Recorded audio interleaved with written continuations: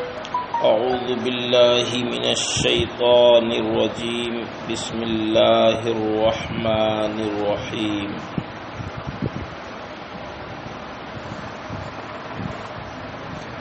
باب بیان الایمان الذی يدخل به الجنہ وَأَنَّ مَن تَمَسَّكَ بِمَا أُمِرَ بِهِ دَخَلَ الْجَنَّةَ۔ یہ باب ہے اس ایمان کے بیان میں جس سے آدمی جنت میں جائے گا، اور اس بات کے بیان میں کہ جس کی بجا آوری کرنے والا جنت میں داخل ہوگا۔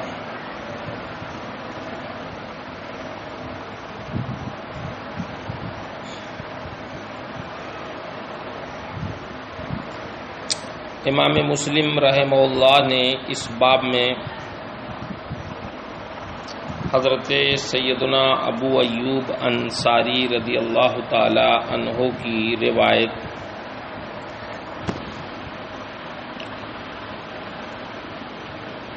تقریباً 3 سندوں سے ذکر کی ہے۔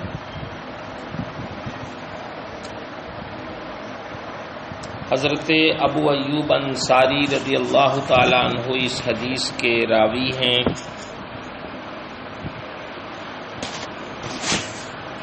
ابو ایوب آپ کی بہت مشہور کنیت ہے، نام آپ کا خالد بن زید ہے، انصاری صحابی ہیں۔ آپ کا قبیلہ خزرج کی شاخ نجار ہے، کبار صحابہ میں سے آپ ہیں۔ ہجرت کے وقت نبی کریم صلی اللہ علیہ وسلم مدینہ منورہ میں آپ ہی کے گھر قیام پذیر ہوئے۔ بیعت قبا، بدر، احد اور دیگر غزوات میں اللہ کے رسول صلی اللہ علیہ وسلم کے ساتھ رہے۔ نبی کریم صلی اللہ علیہ وسلم کے بعد بھی جنگوں میں آپ شریک رہے۔ سرکار جب ہجرت کر کے مدینہ منورہ تشریف لائے تو مدینے کے معزز جو قبائل تھے، جیسے بنو سالم، بنو بیاضہ، بنو ساعدہ، بنو عدی، بنو نجار، بنو مالک، سب نے آپ کو اپنا مہمان بنانا چاہا۔ گزارش کی کہ سرکار ہمارے ہاں ٹھہریں، لیکن نبی کریم صلی اللہ علیہ وسلم نے ارشاد فرمایا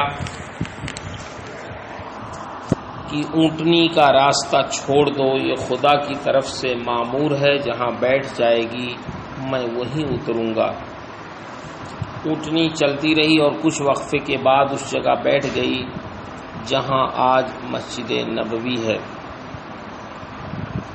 حضرت ابو ایوب انصاری کا گھر سامنے تھا مسجد نبوی کے۔ اس طرح نبی کریم صلی اللہ علیہ وسلم کو حضرت ابو ایوب انصاری اپنے گھر لے گئے۔ 6 ماہ تک آپ کو یہ شرف حاصل رہا کہ آپ نے نبی کریم صلی اللہ علیہ وسلم کی میزبانی کی۔ صحابہ کرام میں بالخصوص حضرت ابن عباس، ابن عمر، حضرت برا بن عازب، حضرت ابو امامہ، حضرت انس، جابر نے آپ سے احادیث روایت کی ہیں۔ تابعین میں حضرت سعید بن مسیب، عروہ، سالم بن عبداللہ، ابو سلمہ، حضرت عطا ابن یسار، عطا ابن یزید، ان حضرات نے بھی آپ سے احادیث روایت کی ہیں۔ تقریباً 150 احادیث آپ سے مروی ہیں۔ روایت کے اختلاف کے ساتھ آپ کا وصال 50 ہجری یا 51 ہجری یا 52 ہجری میں استنبول، جو موجودہ استنبول ہے، اس وقت کے اعتبار سے قسطنطنیہ کے قریب ہوا، اور وہیں آپ کی تدفین ہوئی۔ آپ کی احادیث صحیح ستہ میں موجود ہیں۔ حضرت ابو ایوب انصاری رضی اللہ تعالی عنہ کی یہ تھوڑی سی سیرت و سوانح بیان کر دی. وہ فرماتے ہیں کہ ایک اعرابی ان اعرابیا عرض لرسول اللہ صلی اللہ علیہ وسلم وهو فی سفر فاخذ بختام ناقته او بزمامها. اللہ کے رسول حالت سفر میں تھے، اسی درمیان میں ایک دیہاتی حاضر ہوئی، آپ کی اونٹنی کی مہار یا نکیل پکڑ لی. پھر عرض کیا یا رسول اللہ، یا یہ کہا یا محمد اخبرنی بما یقربنی من الجنہ وما یباعدنی من النار.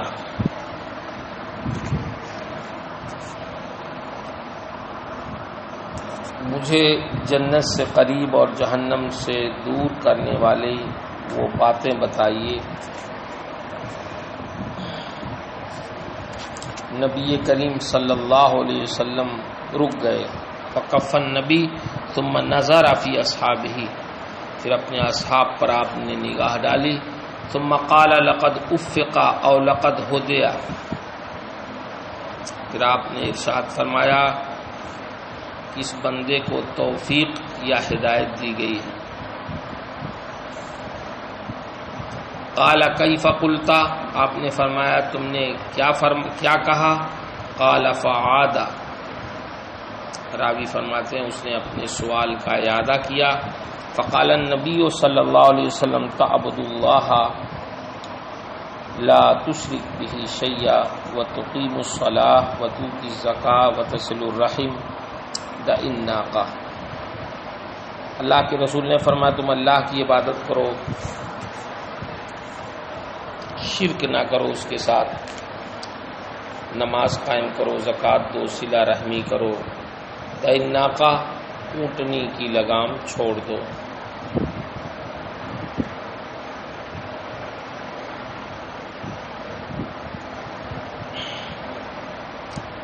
یہی حدیث ایک دوسری سند سے بھی امام مسلم نے بین ہی روایت کی ہے.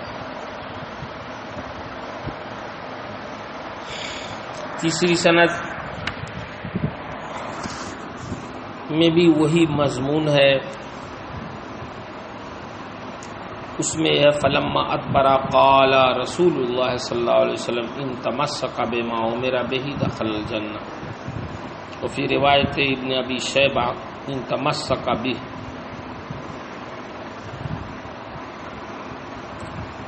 جب وہ شخص چلا گیا تو سرکار نے ارشاد فرمایا کہ اگر جن چیزوں کا اسے حکم دیا گیا ہے اس پہ عمل کیا تو جنت میں داخل ہوگا.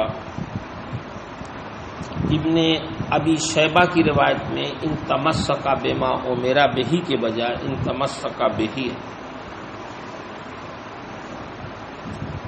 چوتھی روایت حضرت ابو ہریرہ سے ہے. ان ابی ہریرہ ان اعرابیا جاء الى رسول اللہ صلی اللہ علیہ وسلم فقال یا رسول اللہ دلنی علی عمل اذا عملته دخلت الجنہ.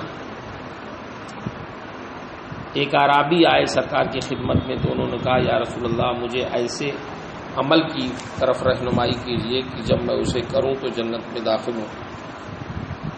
قال تعبد اللہ لا تشرک به شیئا، یا لا تشرک به شیئا وتقیم الصلاۃ المکتوبہ وتؤتی الزکاۃ المفروضہ وتصوم رمضان.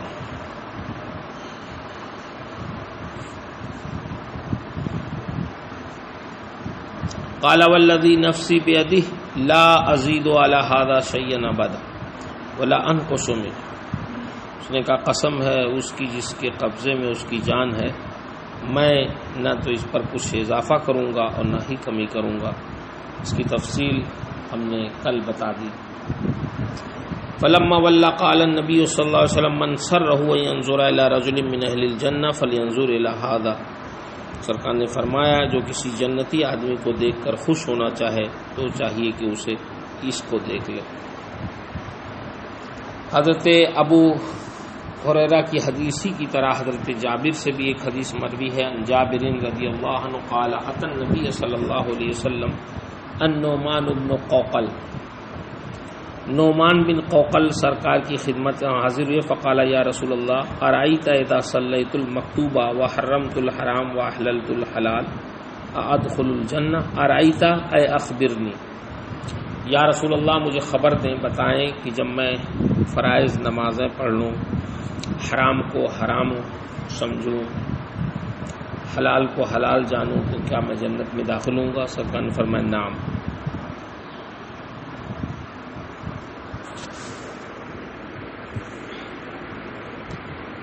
دوسری روایت بھی حضرت جابر سے ایسے ہی ہے، اس میں ولم ازد علی ذلک شیئا بھی ہے۔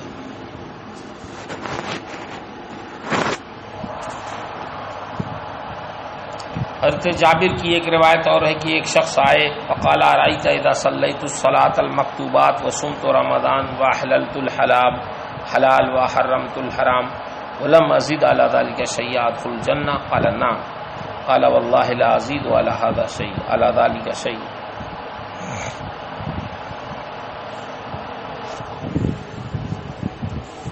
یہ ساری روایتیں آپ نے پڑھ لی۔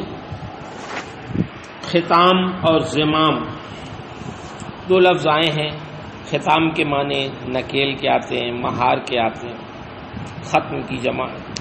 زمام جس سے کوئی چیز باندھی جائے، مہار کو بھی کہتے ہیں، باغ کو نکیل کو بھی کہتے ہیں، لگام کو بھی کہتے ہیں، اس کی جمع ذمات۔ ختام اس رسی کو کہتے ہیں جس سے اونٹ کو نکیل دی جاتی۔ زمام ختام کا وہ کنارہ جو قدرے باریک کر کے اونٹ کی ناک میں ڈالا جاتا ہے۔ ایک قول یہ بھی ہے کہ زمام اونٹ کی وہ رسی ہے جس سے اس کے سر کو باندھا جاتا ہے تاکہ اس کو پکڑ کر اونٹ کو چلایا جائے۔ فکفن نبی صلی اللہ علیہ وسلم، حضور سرکار دو عالم صلی اللہ علیہ وسلم کی اونٹنی کی نکیل انہوں نے اس لیے پکڑی تھی عرابی نے تاکہ آپ کو روک کر دین کی باتیں اطمینان سے پوچھی جائیں اور جواب ملنے پر اسے اچھی طرح ذہن نشین کر لیا جائے۔ لقد افقا یا لقد ہدیا سرکار نے ارشاد فرمایا، کیونکہ سائل نے اسلام کے بارے میں بہت اہم سوال کیا تھا اور یہ سوال اللہ کی توفیق ہی سے اور اللہ کی ہدایت ہی سے ہو سکتا ہے، اسی لیے سرکار نے ارشاد فرمایا کہ یہ من جانب اللہ ہے، اتنے اہم سوال کرنے کی توفیق اسے اللہ کی طرف سے ملی۔ توفیق کہتے ہیں مطلوب خیر کے حصول کے لیے اسباب خیر کا فراہم ہو جانا۔ وتصل الرحم، حدیث کے اس جز سے رشتہ داروں کے ساتھ صلہ رحمی کا حکم دیا گیا۔ صلہ رحمی کا مطلب یہ ہے رشتہ داروں کے ساتھ حسن سلوک سے پیش آنا، ان سے ہر صورت میں تعلق جوڑ کر رکھنا، حتیٰ کہ اگر رشتہ دار بد اخلاقی سے پیش آئیں اور قطع رحمی کا ارتکاب کریں، جب بھی ان کے ساتھ صلہ رحمی کرنی چاہیے۔ اسی کا نام صلہ رحمی ہے، قرآن و حدیث میں اس کی سخت تاکید آئی۔ دعن ناقہ، چونکہ وہ دیہاتی صحابی آپ کی اونٹنی کی مہار یا نکیل پکڑے ہوئے تھے تاکہ بغیر مشقت کے سوال اور جواب کر سکیں، اور جب ان کا یہ مقصد پورا ہو گیا تو سرکار نے ان سے فرمایا کہ اب تمہارا کام ہو گیا، لہذا اونٹنی کو چھوڑ دو۔ من سرہ ان ینظرا، سرکار نے فرمایا کیونکہ اللہ تعالیٰ نے آپ کو پہلے ہی سے آگاہ کر دیا تھا کہ یہ سائل ان احکام کی بجاوری کرے گا اور اس کا خاتمہ ایمان بالخیر پر ہوگا، اس لیے آپ نے اس کے حق میں فرمایا کہ جو جنتی آدمی دیکھ کر خوش ہونا چاہے وہ اسے دیکھ لے۔ اس حدیث سے جہاں اور بہت سارے احکام ثابت ہوئے دین کے، یہ بھی ثابت ہوتا ہے کہ اگر کوئی راستے پہ چل رہا ہو اور کوئی اسے دین کی باتیں پوچھنا چاہے تو اسے ٹھہرا کر دین کی باتیں بتانی چاہیے۔ دین کی باتیں بتانے میں بہت زیادہ بھاؤ نہیں کھانا چاہیے، نہ سستی کرنا چاہیے۔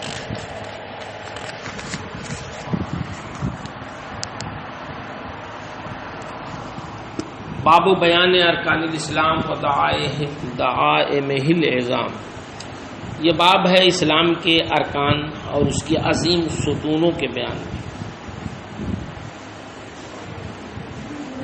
عن ابن عمر عن النبی صلی اللہ علیہ وسلم قال بني الاسلام على خمسة على ان يوحد الله واقام الصلاة وإيتاء الزكاة وصيام رمضان والحج.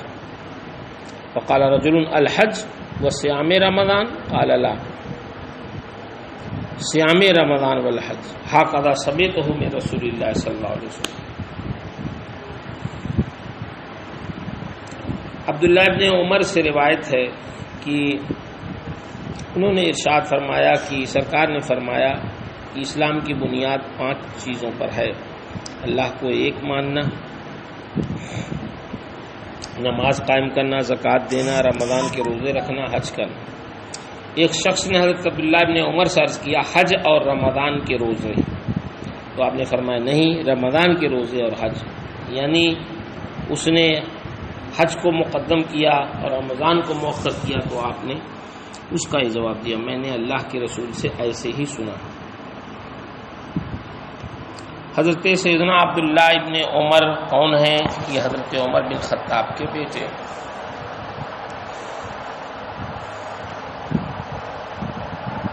آپ کی ولادت بعثت نبوی کے 2 سال بعد یا عین 62 کے سال ہوئی. ابھی آپ سن بلوغ کو بھی نہ پہنچے تھے کہ اپنے والد حضرت عمر بن خطاب کے ساتھ آپ نے اسلام قبول کر لیا. غزوہ بدر میں آپ شریک نہیں ہو سکے. اس کی وجہ یہ تھی کہ آپ بہت کم عمر تھے، اس لیے شرکت کی اجازت نہیں ملی، اور اسی بنا پر غزوہ احد میں بھی شریک نہیں ہو سکے. غزوہ خندق سے آپ نے غزوات میں شرکت کا آغاز کیا. نبی کریم صلی اللہ علیہ وسلم کے آثار اور آپ کی نشانیوں کے بڑے خواہش مند ہوتے، حد درجہ نبی کریم صلی اللہ علیہ وسلم کے آثار کی متبع تھے. سفر حج میں ٹھیک اسی جگہ پر اترتے جہاں سرکار اترا کرتے تھے، اسی جگہ نماز پڑھتے جہاں نبی کریم صلی اللہ علیہ وسلم نماز پڑھا کرتے تھے. یہاں تک کہ ایک درخت کے نیچے سرکار نے نماز ادا فرمائی تو آپ اس خیال سے اس کی آبیاری کرتے رہے کہ کہیں یہ خشک نہ ہو جائے. اس سے سمجھ میں آتی ہے بات کی صحابہ کرام یادگاروں کو باقی رکھنا چاہتے تھے. نبی کریم صلی اللہ علیہ وسلم کے بعد جب کثرت سے حج کرنے لگے، صدقہ اور خیرات بہت زیادہ کرنے لگے، اپنا جو مال پسند آتا اسے راہ خدا میں دے دیتے تھے. اکثر و بیشتر ایک ہی مجلس میں 30,000 درہم خیرات کر دیتے تھے. اپنے جس غلام کو دیکھتے کہ وہ مسجد میں بہت زیادہ آمد و رفت رکھتا ہے اسے آزاد کر دیتے. یہ شان تھی حضرت ابن عمر.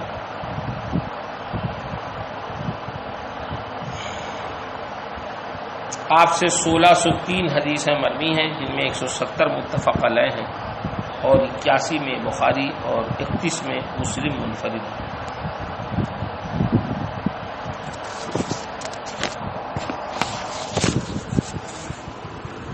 نزاعی معاملات سے حضرت ابن عمر ہمیشہ دور رہتے تھے. حضرت جابر بن عبداللہ فرماتے ہیں ہم میں سے کوئی شخص ایسا نہیں جس کی طرف دنیا نہ جھکی ہو اور وہ دنیا کی طرف نہ جھکا ہو، سوائے عمر اور ان کے بیٹے عبداللہ ابن عمر کے. مروان نے حضرت عثمان غنی کی شہادت کے بعد آپ کو خلیفہ بنانا چاہا اور اس پر بہت زور لگایا، لیکن آپ نے صاف انکار کر دیا. حضرت عبداللہ بن زبیر کی شہادت کے 3 ماہ بعد 73 ہجری میں 86 سال کی عمر میں آپ کا وصال ہوا، اور اس کا سبب یہ ہوا ایک دن حجاج بن یوسف ثقفی دیر تک خطبہ دیتا رہا، نماز میں دیر ہونے لگی تو آپ نے اس سے فرمایا کہ نماز پڑھ لے، آفتاب تیرا انتظار نہیں کرے گا. یہ بات اسے سخت ناگوار لگی. اس نے خاموشی کے ساتھ ایک سپاہی کو حکم دے دیا کہ زہر میں بجھا ہوا تیر اس کے پیر میں چبھو دے. اس سپاہی نے اس کے حکم کی تعمیل کی جس سے آپ جاں بر نہ ہو سکے. اور یہ بھی کہا جاتا ہے کہ مروان نے حجاج کو حکم دے رکھا تھا کہ حج میں حضرت ابن عمر کے پیروی کرے، جس کی وجہ سے آپ عرفات وغیرہ میں اس سے آگے رہتے تھے. یہ چیز اسے گرا لگی اور اس نے مذکورہ طریقے سے آپ کی موت کا سامان فراہم کر دیا، جس کے اثر سے آپ کا پیر سوج گیا. بیمار ہو کر چند دنوں کے بعد وصال کر گئے.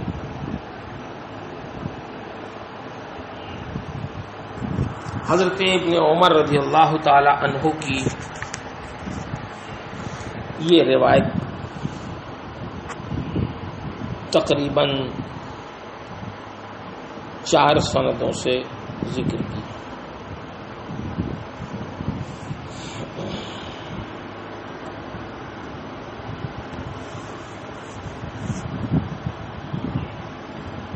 پہلی روایت یہ ہے کہ آپ نے ارشاد فرمایا کہ سرکار نے فرمایا اسلام کی بنیاد 5 چیزوں پر ہے: اللہ کو ایک ماننا، نماز قائم کرنا، زکوٰۃ دینا، رمضان کے روزے رکھنا، حج کرنا. ایک شخص نے حضرت ابن عمر سے عرض کیا حج اور رمضان کے روزے؟ تو آپ نے فرمایا نہیں، رمضان کے روزے اور حج. روزے کی حج پر تقدیم کے ساتھ کیے، میں نے اللہ کے رسول سے ایسے ہی سنا. دوسری سند میں یہ بات نہیں.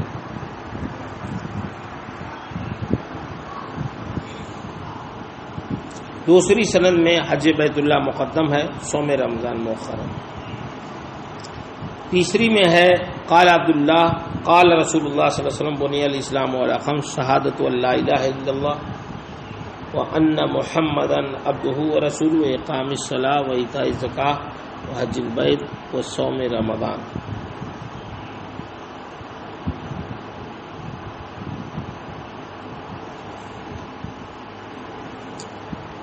دوسری اور تیسری میں صوم رمضان پر حج بیت اللہ مقدم ہے. پہلی والی میں صیام رمضان حج پر مقدم ہے. اسی طریقے سے چوتھی میں بھی صیام رمضان حج پہ مقدم ہے. تو پہلی اور چوتھی میں صیام مقدم ہے اور دوسری تیسری میں حج مقدم ہے.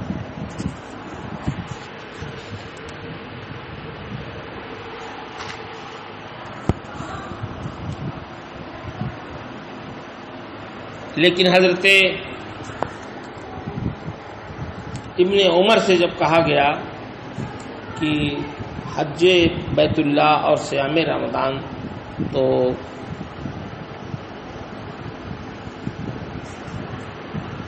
اس میں کوئی اتنا بڑا مسئلہ نہیں ہے. حالانکہ حضرت ابن عمر نے پھر مقدم ہی کر کے روایت کی دوسری روایتوں میں ہے کہ صیام رمضان کے بجائے حج بیت اللہ کو مقدم کیا ہے. اس کا جواب محدثین نے دیا ہے کہ ابن عمر نے اس حدیث کو نبی کریم صلی اللہ علیہ وسلم سے 2 بار سنی. ایک بار صیام رمضان کی تقدیم اور حج کی تاخیر کے ساتھ، اور دوسری بار حج کی تقدیم اور صیام رمضان کی تاخیر کے ساتھ. جیسا سنا ویسے ہی بیان کیا، ایسا ہوتا ہے.